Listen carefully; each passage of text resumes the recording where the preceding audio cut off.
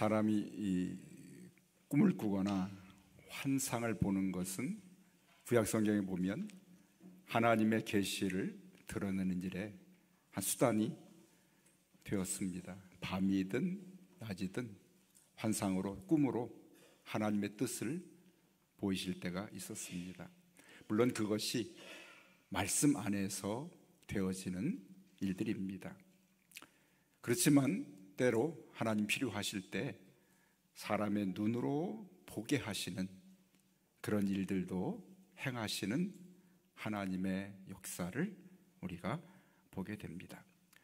사도행전에서 11번이나 환상이라는 단어가 등장하게 됩니다. 그런데 이 환상이라는 단어가 나올 때에는 하나님이 정말 중요한 순간에 사람들의 한계를 뛰어넘을 수 있도록 하시는 일을 위해서 환상을 쓰셨어요. 첫 번째 환상이 나온 것은 사도행전 10장에서 이미 우리가 알고 있지 않습니까? 이방인 고넬료 가정에 유대인 베드로를 보내셔서 그곳에 복음을 전하게 하신 그 일을 하나님이 성령님의 환상을 통해서 이루어 내셨다는 사실입니다. 민족적인 장애를 뛰어넘기 위한 하나님의 강력한 임재가 있었던 것이죠. 복음이 땅끝까지 증거되어지는 일에 넘어야 할 몇 가지 장벽이 있는데 가장 강력한 장벽이 민족의 장벽이었습니다. 그렇죠? 그 가운데 유대인과 이방인의 가로막힌 장벽은 사람의 힘으로는 도무지 넘을 수가 없는 장벽이었습니다. 여러분, 우리가 다 알고 있습니다만 유대인들은 자신이 이방인으로 태어나지 않은 것이 첫 번째 감사의 제목이에요. 이방인과 함께 밥을 먹고 만나고 잠을 자고 그 집에 가는 것 상상할 수 없는 일입니다. 이방인들은 무지하고 더러운 존재들이기 때문에 하나님의 구원과는 전혀 상관이 없는, 어쩌면 짐승과 같은 존재로 여겼던 사람들이 유대인들이었습니다. 그 유대인 속에서 복음이 시작됐는데 이방인들에게 이 복음이 나아가기 위해서는 그 민족적인 장벽을 뛰어넘어야 돼요. 그래서 하나님께서 쓰신 방법이 환상을 통해서 만날 수 없는 두 사람, 두 민족이 만나게 하십니다. 한 사람 이방인 고넬료에게 환상을 보이시고 한 사람 유대인 베드로에게 환상을 보이셔서 두 사람이 극적으로 만나게 되죠. 그리고 이방인 집인 고넬료의 집에 베드로가 들어가서 복음을 전했더니 어떤 일이 일어났습니까, 여러분? 그들 거기 모인 이방인들 모두 위에 하나님이 성령을 부어 주셨습니다. 아멘. 사도행전 2장에 예수님의 제자들과 함께 120명의 사람들이 모였을 때 마가의 다락방에 오순절 성령이 강림하신 것처럼 오늘 사도행전 10장에 이방인의 가정 고넬료의 집에 베드로 가서 복음을 전했더니 거기도 동일하게 성령의 충만한 임재가 임하게 됐습니다. 그래서 오늘 고넬료의 가정에 임한 성령 강림을 우리는 이방인의 오순절이라고 그렇게 부를 정도로 강력한 성령의 임재가 이방인의 집에 임하게 된 것입니다. 이 일은 바로 하나님께서 베드로와 고넬료에게 환상을 보이셔서 그들을 이끄신 하나님의 강권적인 하나님의 하신 일이 이루어진 일이었던 것이죠. 오늘 두 번째 하나님이 환상을 보인 극적인 장면은 오늘 읽은 16장에 등장하게 됩니다. 이번에는 이 지역적인 한계를 뛰어넘게 하신 하나님의 강권적인 임재가 있었던 것이죠. 오늘 보면 6절 말씀입니다. 성령이 아시아에서 말씀을 전하지 못하게 하시거늘. 바울이 어디에서요? 아시아에서만 계속해서 말씀을 전하려고 하였습니다.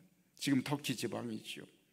바울이 안디옥에 출발해가지고 아시아계에 있는 그러한 지역만을 다니면서 계속 복음을 전하게 됩니다. 첫 번째로 보냄받아서 갈 때에는 성령님이 그들을 이끄셔서 가는 곳마다 기적이 일어나고 수많은 사람들이 예수 믿고 그곳에 교회가 세워지는 기적 같은 역사가 계속되었습니다.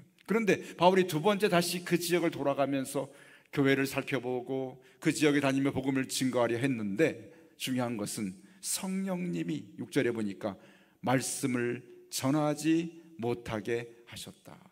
여러분, 이 문장이 성립이 안 됩니다. 그렇죠? 성령이 말씀을 전하지 못하게 하신다니. 그렇죠? 성령님은 말씀을 전하게 하시는데, 그렇게 강권하시고 도우시는 분인데 말씀을 전하지 못하게 하셨습니다. 다시 7절 말씀 이렇게 표현합니다. 중간 부분이지요. 예수의 영이 허락하지 아니하시는지라. 말씀을 전하는 예수님의 영이 말씀을 전하는 것을 허락하지 않습니다. 세 번째로는 10절에 보면 이렇게도 말합니다. 이는 하나님이 저 사람들에게 복음을 전하라고 우리를 부르신 줄로 인정함이라. 여기 보니까 6절에 10절 사이에 성령님이 말씀을 전하지 못하게 하시고, 예수의 영이 허락하지 않으시고, 하나님이 그 사람들에게 복음을 전하라고 인정하셨다. 여기에 성령님, 예수님, 하나님, 삼위일체 하나님께서 등장하면서 이 사건이 얼마나 중요한 일인가를 가리키는 그런 내용들로 여기 채워져 있는 것을 여러분 보게 됩니다. 그것은 무엇일까요? 이 아시아라는 지역에서 바울이 복음을 계속 전하려 했지만, 이 아시아의 지역을 뛰어넘어서 유럽으로 복음을 증거하시려는 하나님의 계획이 있으셨기 때문에 이를 뛰어넘게 하시려는 하나님의 뜻이 오늘 바울에게 환상으로 그를 이끄시는 놀라운 하나님의 행하신 일을 보게 됩니다. 여러분, 어떤 일이 있었나요? 바울이 계속해서 아시아를 다니면서 복음을 전하려 합니다. 자기 바울의 지혜와 경험과 자신의 생각을 가지고 그렇게 하나님의 선한 일을 행하려 했지요. 그래서 부르기아, 갈라디아, 이 아시아 땅입니다. 무시아 베르러서 이제 비두니아로 가고자 하고, 그것은 바로 북쪽으로 가려고 하죠. 계속해서 그 아시아 땅 다니면서 그 땅을 복음으로 채우려고 했던 바울의 발걸음을 성령님이 막으시고 예수님이 허락지 아니하심을 그가 경험하게 됩니다. 놀라운 일이죠. 그리고 마침내 그의 발걸음이 마지막으로 머문 자리가 8절에 보니까 무시아를 지나 드로아로 내려갔다, 이렇게 말합니다. 드로아라는 그러한 도시는 항구 도시입니다. 그것은 아시아의 끝자락에 있으면서 건너편 유럽을 향해서 나갈 수 있는 항구였고, 그 바다를 건너가게 되면 유럽의 관문을 닫게 되는 것이 바로 드로아라는 그런 항구 도시였습니다. 바울이 드로아에 갔을 때 어떤 일이 생겼는가? 여러분 9절 말씀 보시기 바랍니다. 밤에 무엇이? 환상이 바울에게 보였다 말합니다. 환상이 바울에게 보였다. 때로 하나님께서 이처럼 너무나 명백하고 분명한 하나님의 뜻을 눈으로 보이실 때도 있는 것이지요. 오늘 9절입니다. 바울이 밤에 환상을 보게 됩니다. 그 환상의 내용은 무엇이었습니까? 마게도냐 사람 하나가 서 있었다 말합니다. 아마 아시아 사람과는 좀 행색이 다르고 외모가 다른 그 유럽 사람 한 명이 서서 어떻게 해요? 한번 같이 읽어볼까요? 그에게 청하여 이르되 뭐라고 했을까요? 마게도냐로 건너와서 우리를 도우라 하고, 다시 한번 마게도냐로 건너와서 우리를 도우라 하거늘. 바울이 본 환상은 너무나 분명했습니다. 아시아 땅 사람이 아니라 강 건너 바다 건너 유럽 사람이 서서 자신에게 손짓을 하면서 이곳으로 건너와서 우리를 도우라는 환상을 그가 보게 된 것입니다. 그렇습니다. 하나님, 너무나 분명한 하나님의 뜻을 바울에게 환상을 통하여 보여주시는 사건이 바로 여기에 있게 된 것이죠. 바울은 그 환상에 이끌림 받아서 마침내 할 수만 있으면 힘써서 그 유럽을 향해서 발걸음을 옮기게 됩니다. 그리고 이 드로아에서 배를 타고 그 유럽 땅 첫 관문인 빌립보 성에 가서 마침내 복음을 전하는 바울의 모습을 우리가 보게 됩니다. 놀라운 일입니다. 여러분, 바울이 이 드로아에서 배를 타고 유럽으로 건너간 그 배는 바로 단지 바울만을 싣고 간 그런 배가 아니었습니다. 그 속에 담겨있는 예수 그리스도의 복음이 그를 통해서, 그 배를 통해서 태워져서, 그리고 유럽 땅에 이 복음이 증거되어지는, 전파되어지는 역사적인 그러한 사건이 바로 바울이 배를 타고 오늘 환상을 따라서 바다를 건너서 유럽 땅에 나아간 사건입니다. 오늘 사도행전 16장을 역사연구원 아놀드 토인빌이 이렇게 말합니다. 그때 드로 항구에서 바울을 태워 간 그 배는 장차 유럽의 문명을, 미래를 안고 간 배였다고 그렇게 말합니다. 그때 이 바울이 그 배를 타고 유럽의 복음을 전해주지 않았다면 그 땅에 우리 믿는 신앙을 통해서 그 땅에 복음이 증거되어지고 문명이 발달하고 그렇게 하나님의 인도하심을 따라서 변화된 유럽 땅을 우리가 만나기가 쉽지 않았던 그 역사적인 발걸음이 바로 이 바울의 발걸음을 통해서 이루어졌음을 증거하고 있습니다. 오늘 여러분, 우리는 바울이 이처럼 하나님의 환상을 통한 발걸음을 통해서 하나님의 큰 뜻을 이뤄냅니다. 베드로와 고넬료는 민족적인 한계를 뛰어넘기 위해서 환상을 주께서 보이셨죠. 오늘 바울과 함께한 일행들은 지역적인 한계를 뛰어넘기 위해서 환상을 통해서 그들을 유럽 땅으로 마침내 이끄셔서 그 땅에 복음을 전하시는 하나님의 일하시는, 환상을 통해 일하시는 모습을 우리가 보게 됩니다. 자, 오늘 여기서 우리가 중요하게 한 가지 관심을 기울여야 할 일이 있습니다. 도대체 바울은 어떻게 성령님이 자신의 말씀을 전하는 일을 막으시고 못하게 하시고 예수님의 영이 허락지 아니하심을 어떻게 알았을까? 이것을 우리가 오늘 함께 발견해야 합니다. 왜 그럴까요? 우리들의 인생도 마찬가지입니다. 우리 주님을 믿고 살아가면서 때로는 바울과 같은 그러한 상황들을 경험할 때가 너무나 많이 있다는 사실입니다. 내가 바울이 복음을 전하는 것처럼 당연하게 내가 주님을 따라서 내 나름대로의 계획과 생각을 가지고 어떤 일을 계획하고 준비하여 나아갑니다. 그런데 그 일이 막히게 됩니다. 하지 못하게 됩니다. 때로 내가 더 좋은 일 같아서 이것들을 선택하고 그 길을 걸어가려는데 하나님이 허락지 아니하신 것 같은 것을 경험하게 됩니다.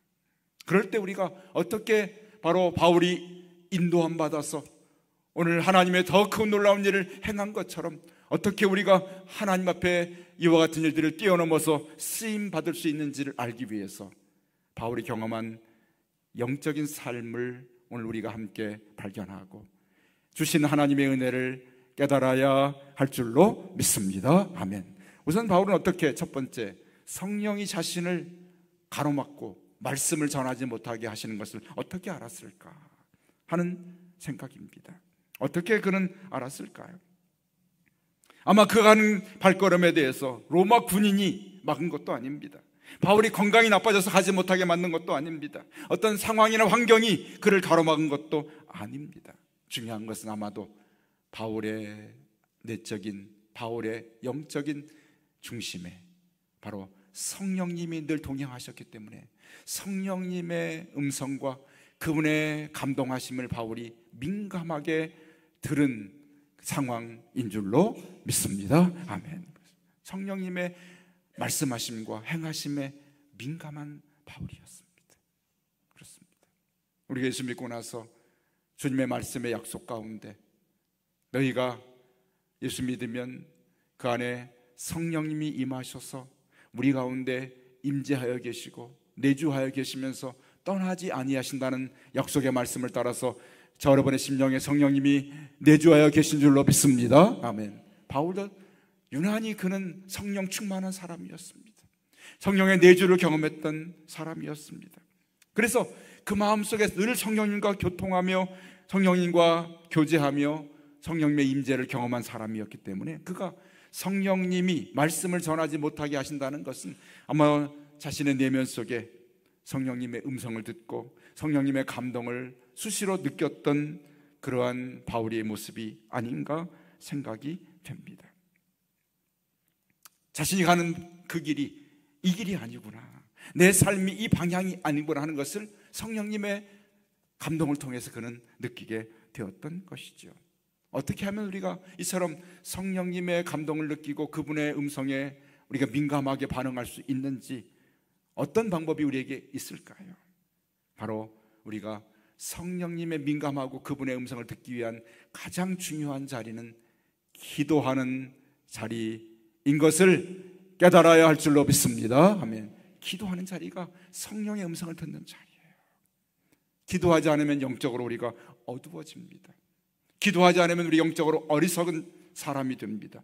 귀가 가리고 눈이 가려서 우리 마음속에 욕심과 나의 고집과 아집과 나의 생각으로 가득 차 있으면서, 그렇게 되면 성령님의 음성을 듣지 못하고 내 중심, 내 생각으로 삶을 판단하고 내 삶을 내 생각으로 끌어가게 됩니다. 그때 하나님의 뜻이 아니면 성령님이 우리의 삶을 막으시게 됩니다. 어떤 분이 이렇게 말씀한 분이 있어요. 목사님, 나는 성격이 매우 예민한 사람이기 때문에, 내가 아주 이렇게 민감한 사람이기 때문에 나는 잘할 수 있습니다. 성격이 민감하고 예민한 것은 자기 다른 사람의 기분이나 감정을 느끼는 것이지, 내가 성격이 예민하고 민감하고 AB형이라고 해서 내가 성령님의 그 음성을 쉽게 듣는 것은 아닙니다. 기도하는 자리에 나가야 돼요. 기도할 때 그분의 음성을 듣게 됩니다. 기도할 때 그분의 감동을 우리가 느끼게 되는 것이죠. 바울은 바로 기도하는 사람이었기 때문에 성령의 감동에 매우 민감하여서 그분이 막는 것을 알았습니다. 예수님의 영이 허락하지 아니하심을 알게 됐습니다. 만약 우리의 인생 또는 바울의 삶을 사람이 막는다면 밀치고 가면 됩니다. 환난과 핍박이 막는다면 이를 인내로 이겨낼 수 있습니다. 문제는 하나님께서 그 길을 막아선 사실입니다. 하나님이 막으신다는 사실입니다. 여러분, 하나님께서 왜 바울의 삶을 막으셨을까요? 그 가는 길을 왜 막으셨을까요? 그를 잘못되게 하고 그를 사용하지 않고 그를 통해서 하나님의 뜻을 이루지 않으려고 그를 막으셨을까요? 아닙니다. 오늘 하나님께서 바울을 막으신 중요한 목적은 하나님이 그를 향해서 더 크고 더 선한 뜻을 하나님이 가지고 계신 것을 알 수가 있습니다. 아멘. 그의 길을 더 넓게 쓰신 것이, 그를 더 선한 뜻으로 이끄시기 위한 하나님의 계획이 있으셨기 때문입니다. 바울도 나름대로 최선의 삶을 살았습니다. 우리도 나름대로 최선의 삶을 살아갑니다. 그런데 그것이 막힐 때가 있습니다. 그것이 되지 않을 때가 있습니다. 그런데 놀라운 사실은 하나님께서 그를 막으신 이유는 무엇일까요? 우리의 최선보다 하나님의 더 크고 더 최선의 삶이 우리를 기다리고 있는 줄로 믿습니다. 아멘. 그것입니다. 바울을 기다린 것은 바로 그가 보지 못하고 깨닫지 못했던 더 크고 놀라운 하나님의 길이 그를 기다리고 있었습니다. 자신의 계획과는 비교할 수 없는 하나님의 계획이 그를 기다리고 있었고, 가장 크고 놀라운 하나님의 최선의 삶이 바울 사도를 기다리고 있었기 때문에 그를 막으셨고 그를 환상으로 이끄셨던 것을 우리는 깨닫게 됩니다. 그러므로 여러분, 우리가 내 인생을 살아가면서 길이 막힐 때 낙심하거나 절망해서는 안 됩니다. 그 자리에 서서 하나님께서 나를 위해서 가지고 계신 최선의 하나님의 삶과 계획을 밝히 바라봐야 됩니다. 하나님이 나 외에 내 생각과 다른 하나님의 또 다른 계획을 갖고 계심을 우리가 알아야 하겠습니다. 기도 가운데 이를 깨닫게 됩니다. 때로 우리 인생을 살아가면서 길이 막힙니다. 질병으로 인하여 길을 막히고 열정이 식어지게 되고 내가 삶의 직장을 잃어버리게 되고 실패하고 실망하고 낙심하고 좌절하고 인생의 허무함을 느낄 때도 있습니다. 그런데 여러분, 바로 그 자리가 하나님께서 나를 부르시는 자리고, 그 자리가 나에게 하나님이 하나님 뜻을 펼치시기 위하여서 환상을 보이시려는 하나님의 계획이 준비된 자리인 것을 알아야 합니다. 우리가 하나님이 삶의 방향을 바꾸시기 전에 잠시 우리를 멈춰 세우십니다. 나를 멈춰 세우십니다. 그 자리에 서게 만드십니다. 인생에서 나보다 더 잘하시는 분이 바로 하나님이십니다. 인생에서 나를 위해서 나를 쓰셔서 더 크신 일을 이루시기 원하시는 그것이 바로 나보다 더 원하시는 분이 바로 살아계신 하나님이신 줄로 믿습니다. 그분이 더 원하세요. 그분이 더 아시고 계십니다. 더 잘하십니다. 그렇기 때문에 때로 우리가 내 뜻이 이루어지지 않았다 해서 낙심하거나 절망할 이유가 없습니다. 바울이 오늘 성령이 가로막고 예수님의 영이 허락하지 않았지만 그는 그곳에 서서 하나님의 환상을 통해서 하나님이 준비하신 더 큰 놀라운 길을 걷게 되었던 것을 보게 됩니다. 그럼 여러분, 혹여나 살아가면서 지금 나의 길이 막혀 있다면, 내 뜻대로 선한 계획, 하나님을 위하고 이렇게 되는 것이 하나님의 뜻을 이루고 이렇게 되는 것이 하나님이 원하신 일이라고 생각했지만 그것이 막혀지고 그것이 허락되지 않을 그때에 멈춰서서 성령님의 음성을 들으시고 예수 그리스도의 그분의 뜻을 발견하는 자리에 나아가시기를 주님의 이름으로 간절히 축복합니다. 아멘. 기도의 자리에 나가십시오. 하나님이 그곳에 엎드린 저와 여러분에게 바울에게 보이신 놀라운 환상을 보이셨듯이 말씀 안에서 하나님께서 비전을 보여주시고 하나님의 뜻을 계시하는 자리를 경험하게 될 줄로 믿습니다. 아멘. 그렇습니다. 자, 환상을 본 자의 삶은 어떤 삶일까요? 10절에 보시기 바랍니다. 바울이 그 환상을 보았을 때 우리가, 여기 우리라는 것은 아마도 이 사도행전을 기록한 이 누가가 합세한 것 같습니다. 그래서 우리가 곧 마게도냐로 떠나기를 힘썼다 이렇게 말합니다. 그리고 이것이 하나님이 저 사람들에게, 마게도냐 사람들에게 복음을 전하라고 우리를 부르신 줄로 인정함이로라. 그 얼마나 기도의 사람이었고 하나님의 뜻을 분별할 줄 알았기 때문에 자신의 선한 뜻이 꺾여지고 자신의 선한 뜻이 막혔지만 그러나 하나님께서 이를 막으신 뜻을 발견하게 되고 환상을 통하여 하나님의 뜻을 발견하고 나니까 그는 곧 마게도냐로 가기를 위해서 힘쓰는 삶으로 자신의 삶을 바꿔내는 바울을 보게 됩니다. 여러분, 하나님 뜻이 내가 생각하고 내가 바랬고 내가 가는 길이 아니었고 하나님이 새로운 길을 펼치신다면 오늘 바울의 길처럼 곧 그 길을 바꾸시고 하나님의 환상을 통해 이끄시는 길로 나아가야 할 줄로 믿습니다. 힘써야 할 줄로 믿습니다. 그것이 바로 환상을 본 자의 삶의 특징이죠. 마지막으로 오늘 환상을 본 자의 삶의 특징은 무엇이었을까요? 바울이 마침내 배를 타고 유럽 땅을 밟습니다. 마게도냐에 도착하게 됩니다.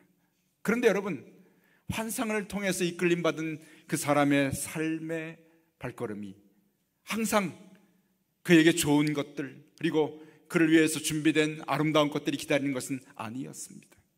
바울을 기다린 빌보스에 그를 기다린 것은 놀랍게도 엄청난 환난이요 핍박이었습니다. 빌보 같은 성에 갔더니 한 종을 길거리에서 만나게 됩니다. 16절에 보니까 한 점치는 귀신 들린 여종이 있는데 그 여종의 점을 통해서 주인들이 돈을 버는 사람들이 있었습니다. 막대한 수입을 얻게 됐습니다. 그 귀신 들린 여종이 바울과 일행을 따라다니면서 계속하여 소리를 지르자 바울이 불쌍히 여기는 마음과 또는 귀찮은 마음으로 그를 향하여서 귀신을 쫓아냅니다. 그랬더니 마침내 그 여종이 정상적인 사람이 되고 이제는 다시는 점을 치지 못하게 되었습니다. 그로 인해서 이 여종을 통해서 돈을 벌었던 사람들이 바울과 시다를 붙들어다가 옷을 벗기고 심하게 매를 때린 후에 쇠고랑을 채워서 옥에 가두게 됩니다. 여러분, 어찌 되었습니까? 아니, 하나님의 환상을 따라서 환상에 이끌림 받아서 이 땅에 왔는데, 이 땅에 와서 이렇게 복음을 전했는데 그들에게 환상을 따라온 사람의 삶에 지금 나타난 그런 증거는 무엇입니까? 좋은 일이 아니라 매를 맞고 옷을 벗기고 쇠고랑을 차고 깊은 옥에 가둠받는 이런 일들이 그를 기다리고 있었습니다. 그들을 기다렸습니다. 환상을 따라왔는데 왜 하나님의 뜻을 이루고 하나님이 이끄신 환상을 따라 쫓아왔는데 왜 우리에게 이런 고난이 기다리고 있습니까? 하면서 그 감옥에서 한탄하고 탄식하고 원망과 불평이 그들의 입에 가득해야 하는 것이 당연하지 않겠습니까? 그러나 놀라운 사실은 다음에 보겠습니다만 환상을 따라왔던 그들에게 환난과 핍박으로 옥에 갇힌 바알과 실라가 그 밤에 두 손에 쇠사슬을 차고 양발에 착고를 차고 그들의 입에서 원망과 불평이 아니라 찬송과 기도와 찬송이 넘쳐나게 흘러나온 줄로 믿습니다. 아멘. 어찌된 일입니까? 두 사람이 특별한 사람들이었을까요? 로봇같이 감정도 없고 고통도 느끼지 못하는 그러한 사람들이었을까? 아닙니다. 우리가 똑같은 고통을 겪고 똑같은 감정을 느끼는 사람들이었지만 그들 속에 한 가지가 자리하고 있었는데 하나님이 보여주신 환상이 그 고난 속에도 그들의 마음에 떠나지 아니하고 자리하고 있었는 줄로 믿습니다. 환상이 그들의 마음을 이끌었기 때문에 그들이 고난을 겪었지만 그들의 입술에서 찬송과 기도를 빼앗지 못했습니다. 왜 그랬을까요, 여러분? 그들은 고난과 핍박의 원인을 알았습니다. 왜 우리에게 고난이 오고 핍박이 왔는지 알았습니다. 환상 때문인 줄 알았습니다. 그리고 마침내 이 고난과 핍박의 결과도 알았습니다. 이 고난의 핍박의 결과가, 환상이 이끄는 결과가 무엇인지 알았기 때문에 그들은 그곳에서 오히려 찬송하고 기도하고 기쁨과 감사를 잃어버리지 않는 자리에 나아가게 되었습니다. 주의 환상을 따라 사는 사람은 환난이 찾아오고 어려움이 찾아와도 탄식하거나 원망하거나 불평하지 않습니다. 왜냐하면 그의 마음속에 하나님이 주신 환상이, 비전이 자리하기 때문입니다. 그것이 그 삶을 움직이고 그것이 그 삶의 힘이 되기 때문에 절대로 어떤 어려움을 만날지라도 낙심하거나 한탄하거나 절망하지 않습니다. 그에게는 영적인 분별력이 있기 때문입니다. 우리도 마찬가지입니다. 우리가 하나님이 주신 환상을 따라서 그 꿈을 가지고 나아갈 때 때로 고난을 만나고 어려움을 당할지라도 우리 입술에서 탄식하고 불평하고 원망하지 아니하고 오히려 하나님 앞에 기도와 찬송으로 나아가게 될 수 있는 힘이 바로 이 환상에 이끄시는 능력에 담겨 있는 줄로 믿습니다. 할렐루야, 아멘. 그렇습니다. 이것이 바로 하나님 이끄심의 능력이에요.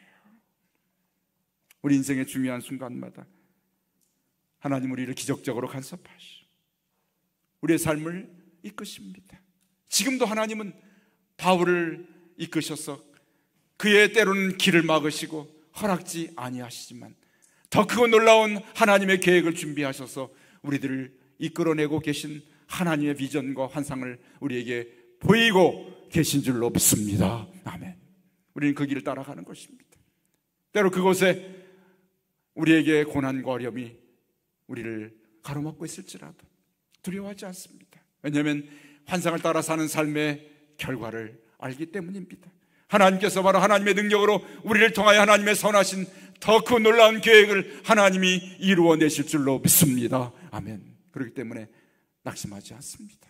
여러분, 오늘도 바울이 이끌었던 그의 삶을 더 넓은 곳으로 이끌었던 하나님의 환상이 저 여러분에게 임하시는, 우리를 이끄시는 환상으로 임하게 되시기를 주의 이름으로 축원합니다.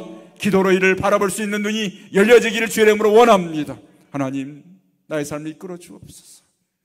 내 뜻대로 살지 말게 하시고 내 계획대로 살지 말게, 때로 그것이 가로막히고 그것이 하나님 앞에서 허락되지 아니하지만 하나님 성령으로 나를 이끄셔서 하나님 환상을 따라 사는 삶이 되게 하시고 그 삶을 통해서 나아갈 때 하나님 어떤 고난이 찾아올지라도 환상의 끝에 하나님이 이루실 일을 바라보면서 이를 따라 나갈 수 있는, 하나님이 이끄신 환상을 따라 이끄시는 우리의 삶이 되게 하여 주옵소서.